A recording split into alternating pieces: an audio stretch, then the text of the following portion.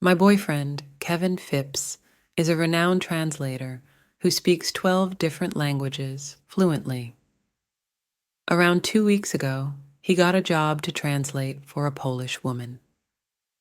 Much to my surprise, on Valentine's Day, Kevin invited her on a trip with us. They spent the entire time laughing and talking, completely ignoring me. Whenever I asked, "So who is your girlfriend?"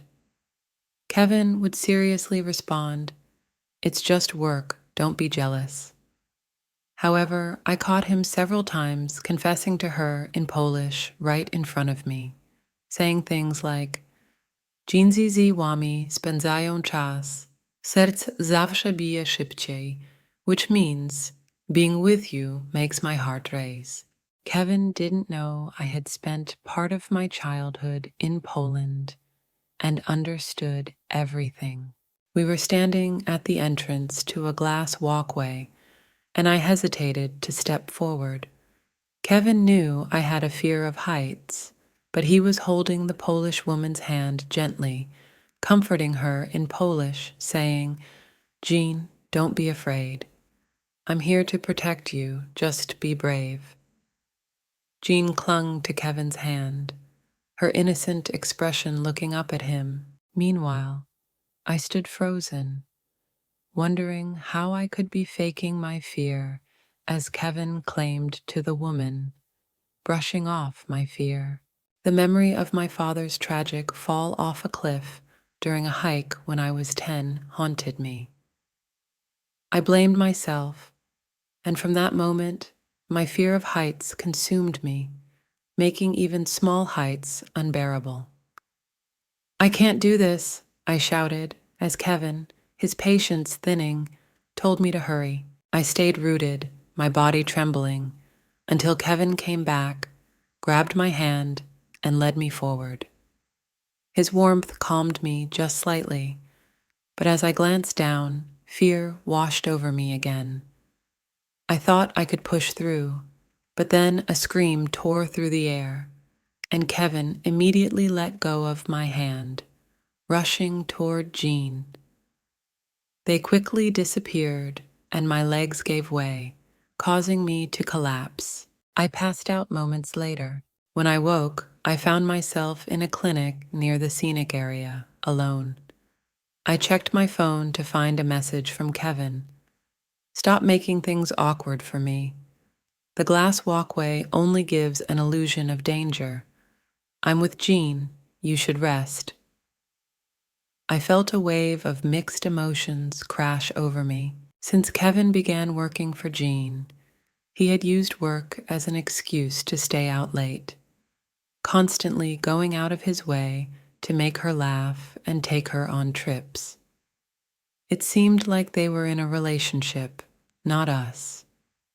I questioned whether it was necessary for a translator to cater to every emotional need of a client. At the start, Jean only needed a translator for 2 weeks. She had gone through several before meeting Kevin, and only then was she satisfied. To me, it felt like she had been searching for more than just a translator, and Kevin started neglecting me, pushing me aside. I wondered if the 10 years Kevin and I had been together meant nothing compared to this woman he had just met. By the time I returned to the hotel, it was already dark. Under a nearby street lamp, I noticed a couple exchanging kisses, their smiles only for each other. Jean stood provocatively dressed, with delicate, seductive features. She turned to Kevin and thanked him, saying, "Kevin, I had so much fun today." Kevin blushed slightly, responding, "It's my job to make you happy." When Kevin saw me, his smile vanished. Jean waved at me cheerfully, and I walked toward them, maintaining a neutral expression. "Caroline," Jean greeted me awkwardly. "Are you okay?"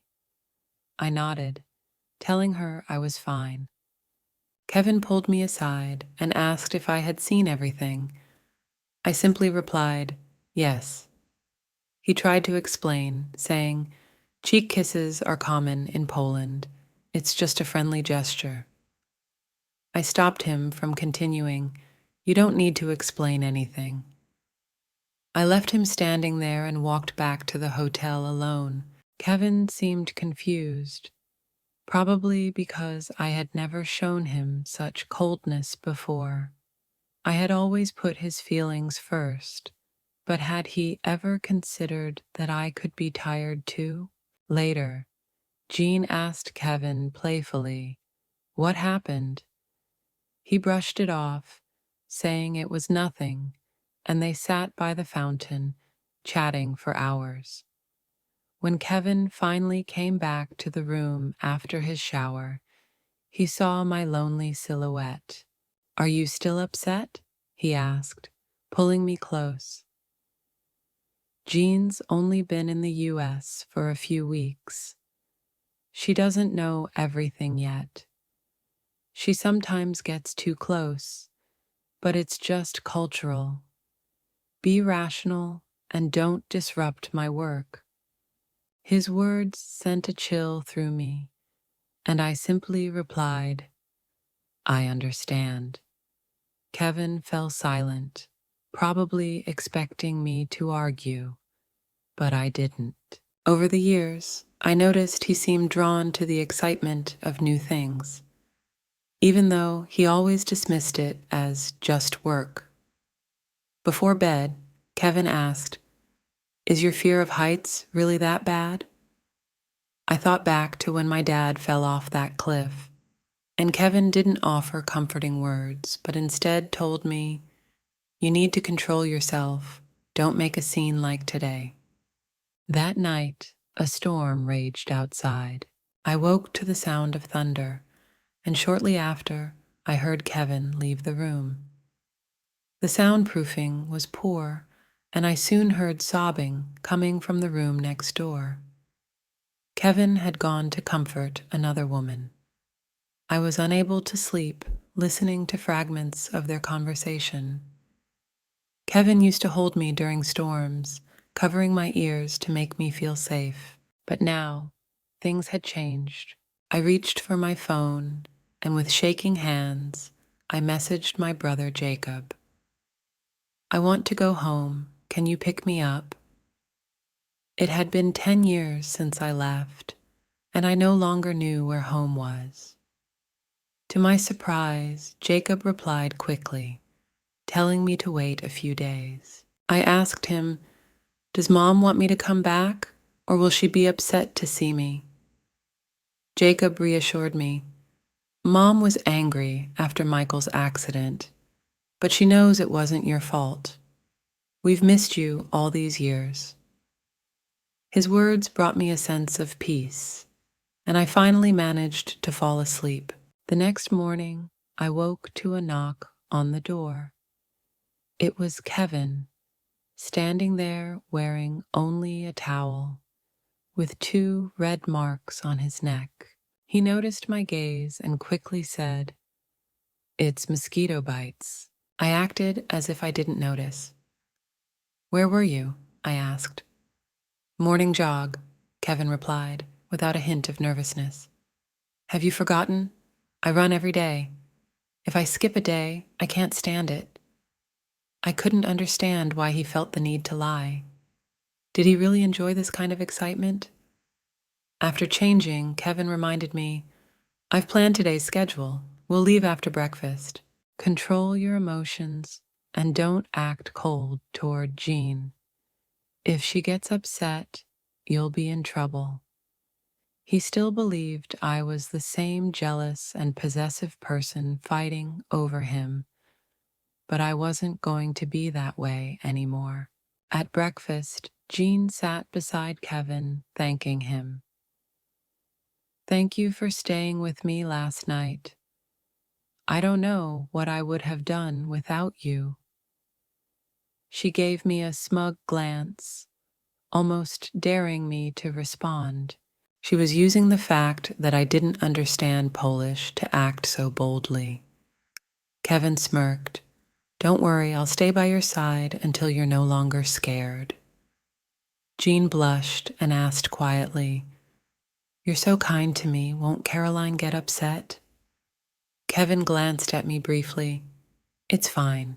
She doesn't understand Polish, so she has no idea what we're saying. Besides, it's my job to keep the client happy. She can't interfere with that." Throughout the meal, Jean purposely behaved sweetly, throwing flirty remarks at Kevin. "Kevin, does my dress look ugly today? It's so childish compared to Caroline's."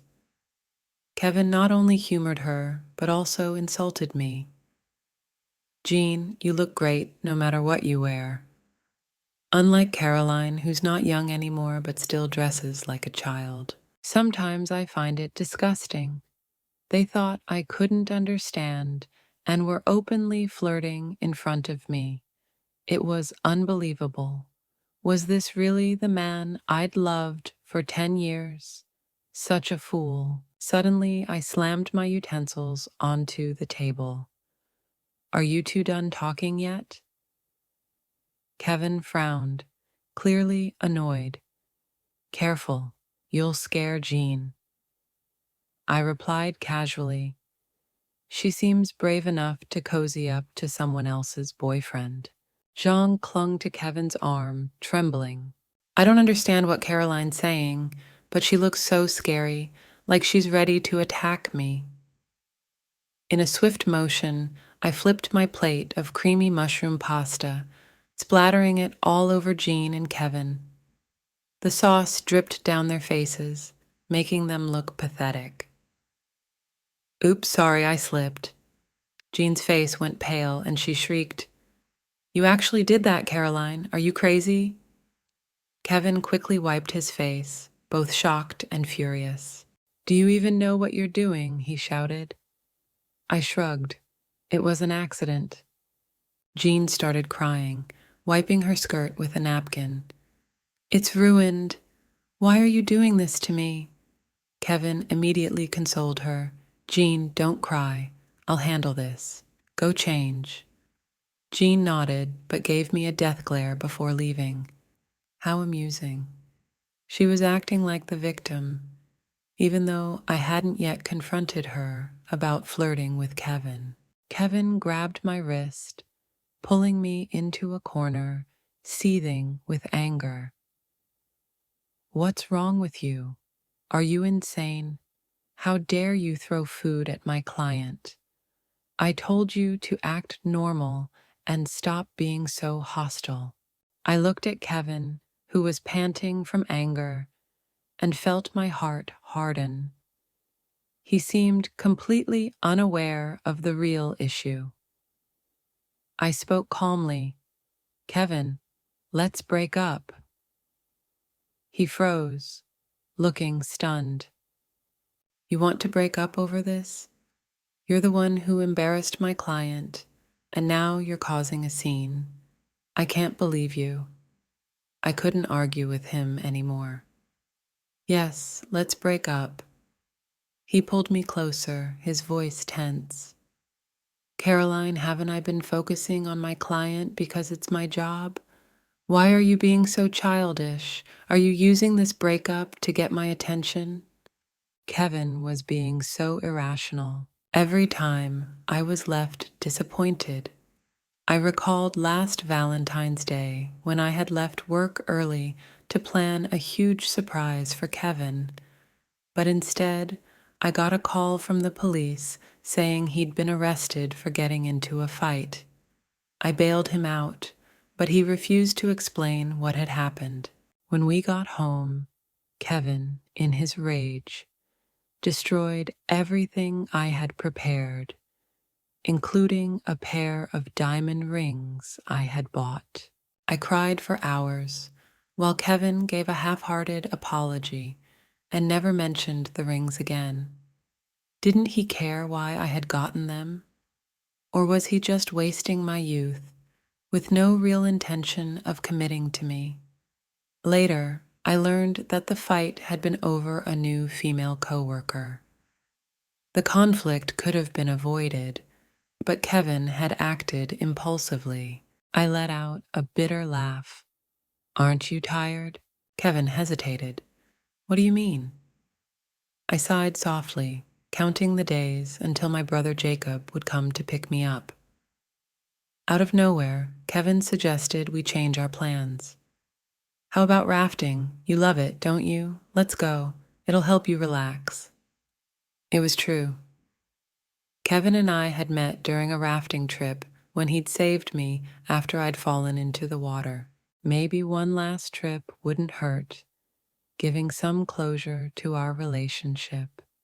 Kevin returned to his room to change, and he and Jean took over half an hour to get ready. On the way to the rafting spot, Jean kept whining. Kevin, did you scold Caroline? She embarrassed me so much today. Don't be upset, Kevin reassured her. I stood up for you, so forgive her. Besides, she can carry your bag. Jean giggled. Fair enough. I'll forgive her. I stared at the bag I had been carrying all day. So it wasn't for me. It was Jean's. Kevin had lied again, saying it was mine, filled with sunscreen and makeup. I suddenly threw the bag at him, catching him off guard. What are you doing? He asked. I'm exhausted, I muttered, moving ahead of them. About 10 minutes later, we were all seated in the same raft. The autumn breeze was harsh, and the cold water only made it worse. Kevin, I'm scared, Jean said, curling into Kevin's arms like a frightened bird, sneaking glances at me with every word.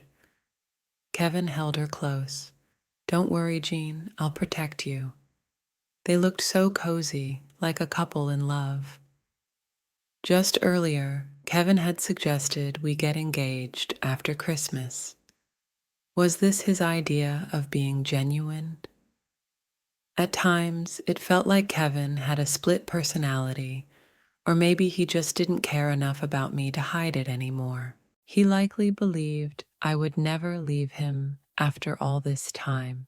I had spent 10 years with him, and he probably thought no one else would want me. My gaze drifted as the river rushed past, and I was suddenly overwhelmed by a sense of freedom. Ahead, some rafts had gotten stuck, blocking the way. Our raft, moving too quickly, crashed into them and flipped over. In an instant, several rafts from behind collided with ours, creating chaos. I was tossed into the freezing water, swallowing several mouthfuls. A raft above pinned me down, leaving me trapped and unable to move. My head was spinning, disoriented. Not far away, Jean was also trapped, screaming in fear. Kevin, where are you? Help me! Kevin quickly found her, pulling her out, while she trembled uncontrollably from the cold. My survival instinct kicked in, and I cried out for help. Kevin, help me. But he only gave me a cold look, saying, I'm saving Jean first. She needs help more. Besides, if you hadn't wanted to go rafting, none of this would have happened. This is all your fault, so think about that. A chill ran down my spine hearing his words. How could Kevin blame everything on me? It was ridiculous. My arms and legs were scratched, the pain burning. Ignoring it, I struggled to swim out, but the rafts around me made it impossible. Half an hour passed, and Kevin still hadn't come back for me. In the end, the staff rescued me and took me to the medical room to treat my wounds. During this time, Jacob called me. I finished early. Where are you? Send me your location and I'll come get you. After sending him the address, I quickly packed my things and headed back to the hotel. I'm sorry. Don't cry, Jacob said, sounding a bit panicked. I'm sorry, I shouldn't have said that. I smiled through my tears. You haven't changed, Jacob. He scowled. Get in the car. We're going home. On the drive back, Jacob told me he had moved to a new place. Over the last 10 years, he had tried to keep in touch, but I had changed my number and we lost contact. I knew it was because I had been avoiding everything. When we got home, I saw Ileana. Her hair had started turning white, and time had left its mark on her face. Mom, I'm sorry, I said, my voice cracking. She stood frozen before walking over and hugging me. All these years, and you never came back to visit. We held each other, tears flowing, the old grudges long forgotten. In the days that followed, I spent time with Eliana, going shopping. Meanwhile, Kevin had been texting me angrily. Why did you leave without saying anything? Have you thought about your mistakes? You need to apologize to Jean when we get back. I didn't respond, and after being bombarded with texts, I blocked all his contact. After the Christmas holidays, I went back to work and threw myself into tasks. Occasionally, I saw Kevin outside my office, waiting for me, but I always managed to avoid him. I thought he'd give up eventually, but to my surprise, he came every day. Once, when Jacob came to pick me up from work, Kevin ran toward the car, looking crazed. Caroline, where have you been? Why did you block me? I was already in the car, and Jacob, seeing my expression, silently drove off. As we drove, he asked, a suitor or an ex? An ex, I replied, feeling irritated. He comes every day. It's so annoying. Jacob then suggested, why don't you quit your job? I've opened a chain of luxury bag stores. You can check them out whenever you want. It'll give you a break. I thought about how exhausting my job had been and agreed. Soon I resigned and started managing the stores, learning a lot along the way. About a month later, Kevin appeared at my door. He looked haggard, his eyes red and bloodshot. Caroline, why did you leave me so suddenly? I led him into a quiet lounge. As soon as we were inside, he grabbed my arm, demanding, do you have any idea what these past months have been like for me? Let go, I said, shaking off his hand. We broke up a long time ago. Why should I care how you've been? Kevin froze, confused. Broke up? When did we break up? Are you still mad about Jean? I've told you so many times, she's just a client. I have no feelings for her. I frowned and replied in Polish, stop making excuses. Kevin's face went pale, like he'd been struck. He stood frozen, taking a long time to respond, his voice shaking. You've understood everything? Everything I said to Jean? Yes, I answered. I heard every word you said about me. His eyes filled with fear. Caroline, you've misunderstood. I didn't mean anything by it. I just wanted to keep Jean happy so I could get my job done. I immediately shot back. You clearly like Jean. Why won't you admit it? I remember you saying she makes your heart race. If you've grown tired of me, why didn't you say so? You've humiliated me for 10 years, and now you're still trying to justify it.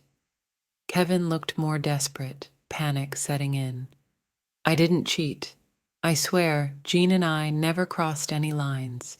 I'll admit, I was a bit interested, but I don't love her. This past month without you made me realize how wrong I've been.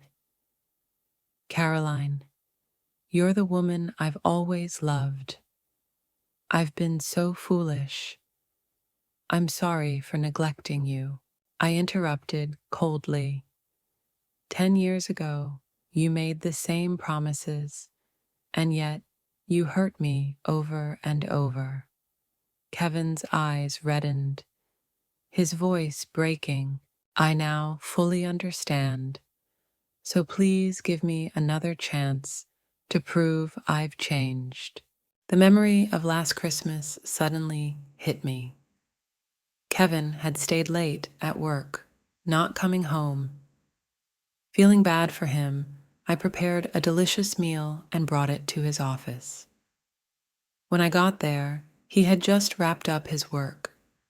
But instead of eating with me, the first thing he did was call Evelyn, one of his female colleagues, to come over. She arrived and immediately started digging into the food I had made, commenting on how amazing it smelled as she stuffed her face.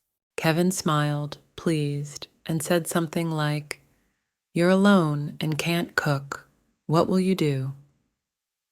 He showed no sense of boundaries, taking half the food Evelyn was eating and helping himself. "That's what you're here for, right?" Evelyn said, also acting without any regard for appropriateness. She added, "With you around, I have nothing to worry about." I stood there, frozen in disbelief, shocked by how casual Kevin was being around Evelyn. They bantered for a while before finally noticing me. "Oh, you must be Caroline," Evelyn said nonchalantly. "You're a great cook. I used to love sneaking Kevin's food. Honestly, I feel a bit guilty. I can't cook, and I don't care to learn any of that domestic stuff. But lucky for me, Kevin lets me mooch off him all the time." That explained why Kevin often asked me to prepare food for two. At first, I thought it was because he had a large appetite, but now I saw it was actually for Evelyn. The two of them, without any boundaries, made me feel disgusted. "I'm leaving," I said, my stomach turning. Kevin didn't bother trying to stop me, continuing to share the food with Evelyn. I walked out, feeling nauseous, and ended up vomiting. Later, in the early morning hours, Kevin returned home, and we had a heated argument. What kind of person acts that way with another woman, especially when you have a girlfriend? I cried in frustration. The worst part was that Kevin genuinely believed his behavior was normal. I was so angry I couldn't help but break down in tears. Kevin half-heartedly apologized, saying, "I'm sorry for crossing boundaries. I won't do it again." But I knew he wasn't sincere. He always recognized his mistakes, but never made any real changes. "Caroline, please don't ignore me. It really hurts," Kevin said, his expression pained and filled with regret. "You've loved me for 10 years. You can't just stop." A surge of irritation washed over me. "Ever since you kept hurting me, I stopped loving you. Now all I feel for you is disgust.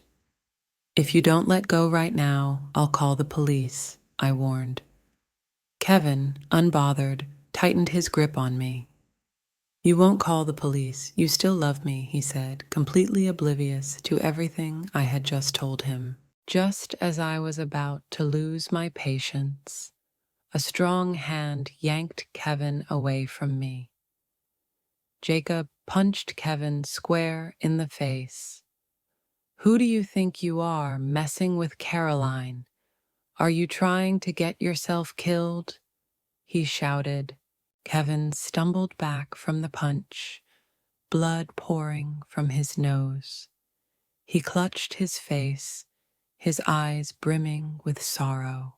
In the past, my heart would have broken seeing him like this, and I would have rushed to help, but now I felt nothing. "Just go. We're done," I said firmly.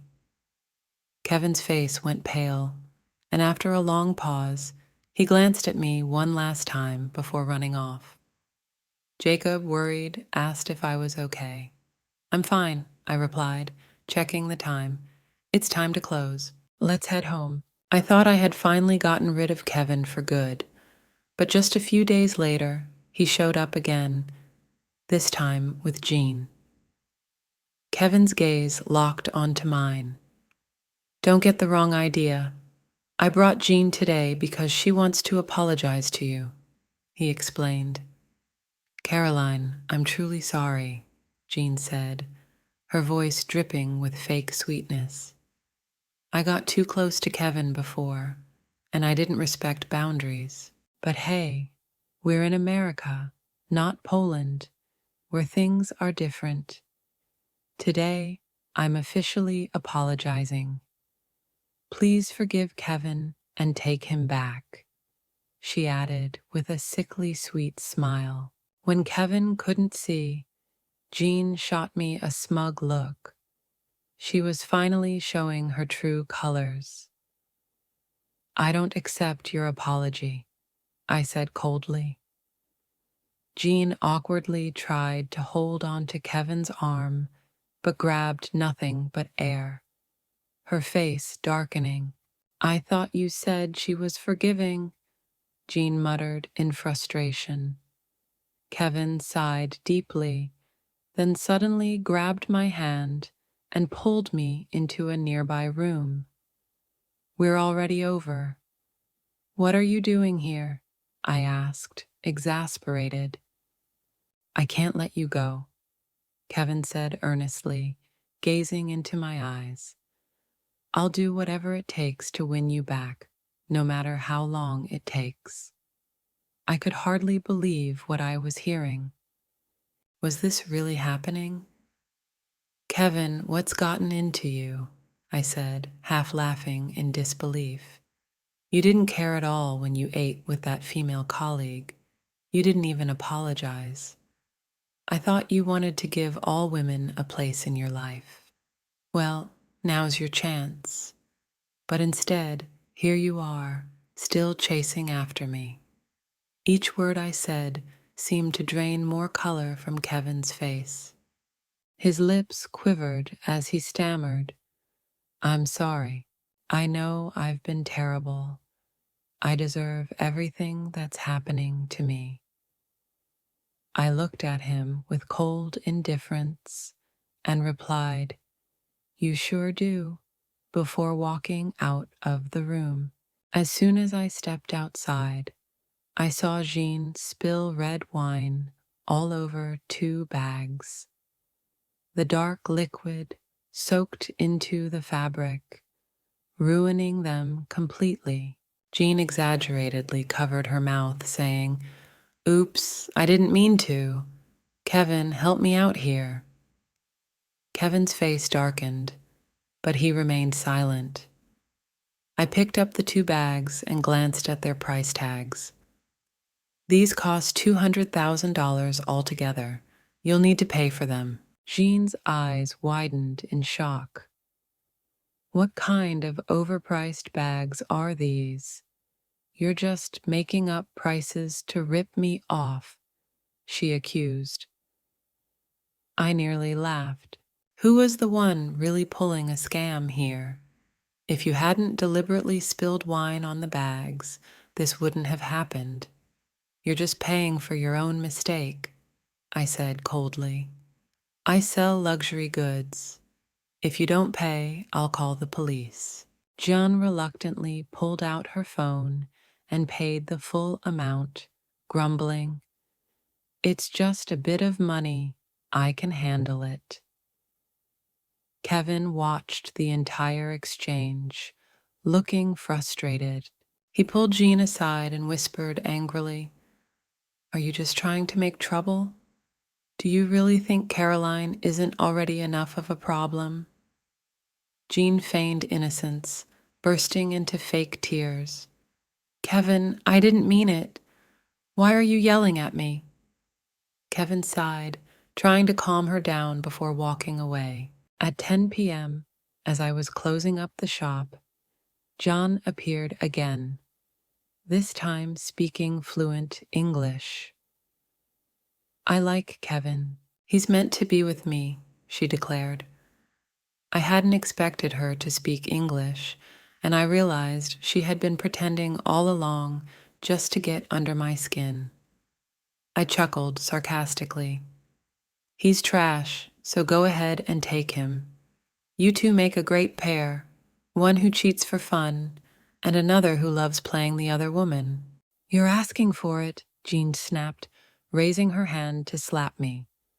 I quickly blocked her and retaliated by slapping her twice. Jean, shocked, covered her bruised face. Furious, she spread her arms, preparing to fight. But before things could escalate, an unexpected person burst in. Kevin yanked Jean forcefully in front of him, his eyes blazing with anger. Are you crazy? You're going to hit Caroline? Jean pointed to her face and cried out, Look, she hit me first. Kevin ignored her and turned to me. Are you okay? He asked.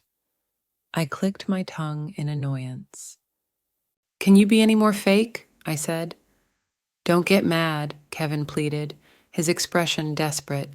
I know you can't stand Jean, but don't worry, I'll cut ties with her as soon as I can. Jean, in a panic, cried out, Kevin, you always told me I was your favorite. Why are you changing your mind? Shut up, Kevin replied coldly. At first, I was interested in you, but I realized I don't love you. Caroline is the one I want to spend my life with. Jean's face collapsed, her expression devastated. How could you do this to me? She asked. The two of them began arguing loudly, their voices rising. Just then, Jacob's car pulled up. I quickly got in, eager to escape the chaos. Through the back window, I saw Jean slap Kevin hard across the face, and they immediately began pulling at each other, neither willing to back down. I turned my gaze away, knowing I had made the right choice by distancing myself from them. At least, it wasn't too late. 2 months later, I heard that Kevin had blinded Jean by stabbing her in both eyes near the airport. Jean was in excruciating pain after their argument, during which she had grabbed Kevin and bitten his ear off. They had fought relentlessly, both ending up badly injured. From that day on, they were both disabled. As I heard the news, I was walking in the park with Eliana, enjoying the warm sunlight. My new life was just beginning, and everything was finally heading in the right direction.